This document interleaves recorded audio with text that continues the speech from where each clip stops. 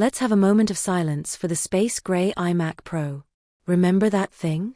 It looked like Darth Vader's personal desktop. It was menacing. It was powerful. It was perfect. And then, we got the Skittles packet. Don't get me wrong, the colorful iMacs are cute. But for those of us who actually work for a living, they feel a little cafeteria. We've been begging for a Pro comeback. Well, stop begging and start saving, because Apple might have just accidentally leaked the return of the king. And we aren't guessing here. This comes straight from Apple's own Kernel Debug Kit. It sounds super nerdy, I know. But basically, this is where Apple engineers accidentally leave their digital receipts.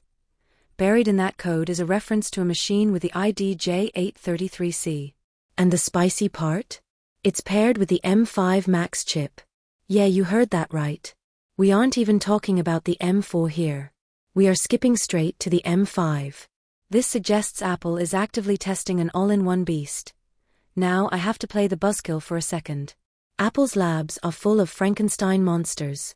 These same files have previously shown iPads running Apple TV software and MacBooks running iPhone chips. So this could just be some engineer having fun in a basement in Cupertino.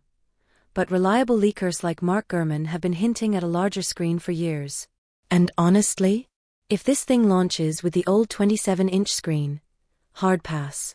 We are in the 32-inch era, people. 27 inches is fine for browsing Reddit. But for pro workflows? We need the real estate. If Apple drops a 32-inch iMac Pro with an M5 Max, that is an instant shut up and take my money. The leak didn't stop at the iMac, by the way. It was basically a roadmap for the next 2 years.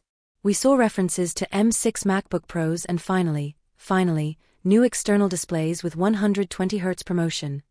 Releasing a beastly M5 iMac Pro alongside a new high refresh rate studio display would be the ultimate mic drop. But I want to know where you stand.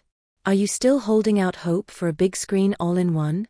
Or have you already moved on to the Mac Studio life? Let me know in the comments. And hit that like button so the algorithm knows you have good taste in computers. Catch you in the next one.